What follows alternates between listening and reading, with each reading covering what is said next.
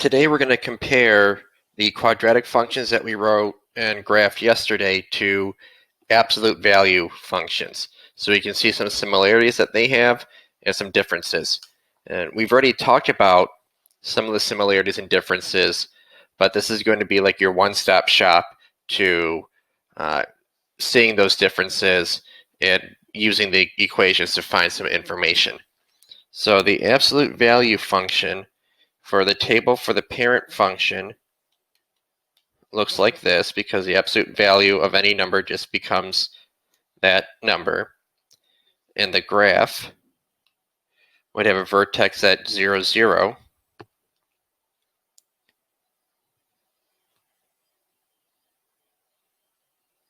And a slope of 1. So the name of this graph would be a V shape. And the vertex for this one is at 0, 0. The domain for all absolute value functions, remember we talked about, was negative infinity, infinity. And the range for this specific one, the smallest y value is 0. And the y values are going up to infinity. And the left side of this graph is going up, and the right side of this graph is also going up. So they're both going to positive infinity. So then let's look at the vertex form of the quadratic function over here. The table of values, if we plug in -2, we get positive 4. If we plug in -1, we get 1, 0, and then 1 and 4 on the other side. So just like with our absolute value function where we had some symmetry here, we have the same thing for quadratics. So if we graph that 0, 0, and 1, 1, and -1, 1, then we have -2, 4, and 2, 4. So this is what that graph looks like. The name for this is called a parabola, and it's a U shape. The vertex, we still have a vertex in here. It's at 0, 0. Domain, we talked about the domain of all quadratics being negative infinity, infinity. The range, 0, infinity. For this one, because remember we look at that vertex and our y values are going up. So that takes us to the end behavior. Both ends are also going up. So there are a lot of similarities between absolute value functions and quadratics, but there are some differences. Look at the shape itself. On the next page, we'll actually graph a more complex absolute value and quadratic function. So RST, we do have a reflection over x-axis. Shrink or stretch, we have a vertical stretch by 3. Our translation, we are translated right 5 and up 4. So for the quadratic, it's the exact same thing. We talked about that this A, H, and K stuff was going to be with us for a long time. So we do have a reflection over x-axis. We have a vertical stretch by 3. And our translation is still right 5 and up 4. Now, with the graph, it might be easier to do the shape and vertex and table first and then come back to the graph. So let's look at the vertex is going to be positive 5, comma 4 for both of these.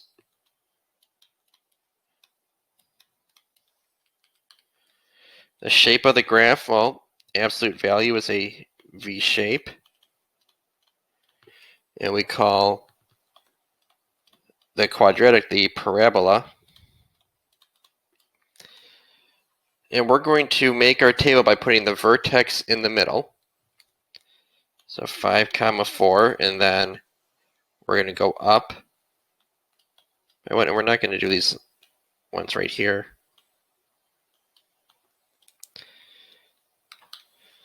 So with the absolute value one, you might just plot this 1, 2, 3, 4, 5, and then up 4 right here. And then you may use your slope right here, this negative 3, to go down 3 and right 1, down 3 and right 1, down 3 and left 1. Oops, I messed up over here.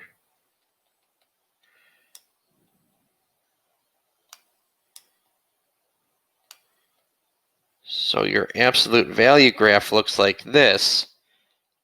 So then for our table of values, okay, so we're going to go down by 3. So this is going to be positive 1. This is going to be negative 2. It's going to be positive 1 and negative 2.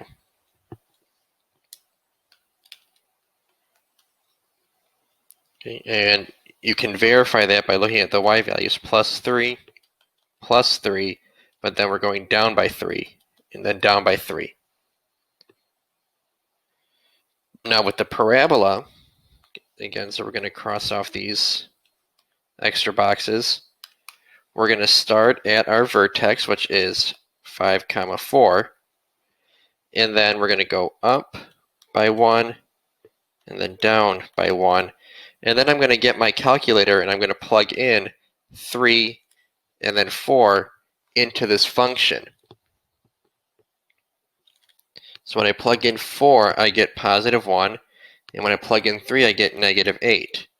Well, remember that these need to match, and these need to match. So 1, oops, not 4, negative 8. So now I can plot these. So 5, comma 4. And then we have 4, comma 1. And we have 6, comma 1. So you see those 3 points make it look like it's an absolute value graph, but then when I go to 3, comma negative 8, and 7, comma negative 8, now it has that U shape. Domain. Domain for both of these functions is the exact same thing, negative infinity, comma infinity. The range for these functions will also be the same. Look at them. The biggest y value they both have is positive 4, and then the functions are going down. So negative infinity, comma 4 is the range for both of them. And then both ends are going down in both functions. So the end behaviors are going down. So again, there's really not a lot of differences in these absolute value functions and when you compare them to the quadratics. All right, so now let's look at this page for a summary of these functions. So what does A do for both of these functions? Well, remember, A will tell us if there's a reflection. So if A is negative, if A is negative, our parabolas and our absolute value opens downwards. If positive, it opens up.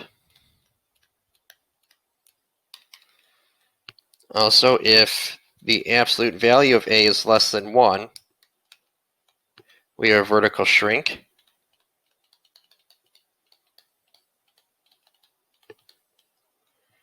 If the absolute value of A is bigger than 1, we have a vertical stretch.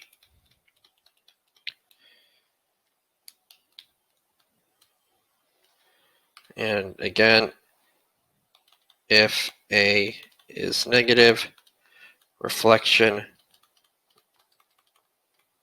over x-axis.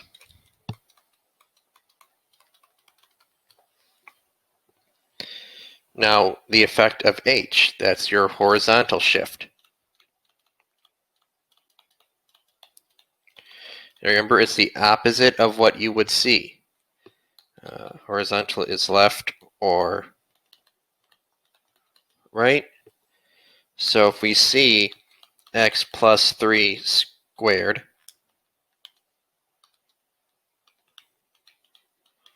that is shifted left 3. If we see x minus 4, that is right 4. The effect on k, or the effect of k, that's your vertical shift. Up or down.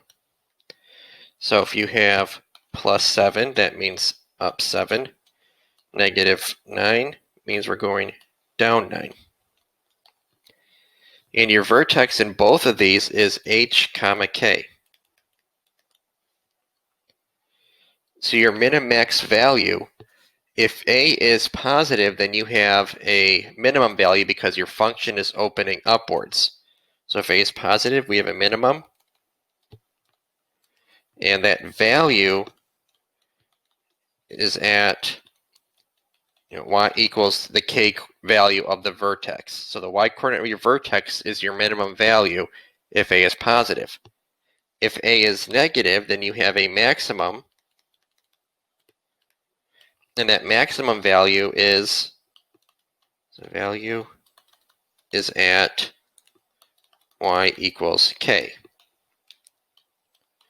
The y-coordinate of your vertex is the maximum value if a is negative. Domain and range. Domain is negative infinity, comma infinity for both.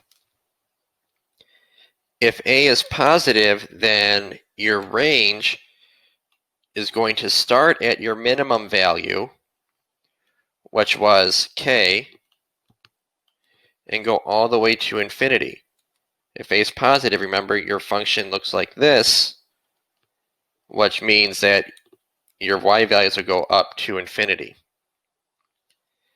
And if a is negative, that means your function is open downwards, which means your range will go all the way down to negative infinity, and the highest y value is going to be k, your maximum.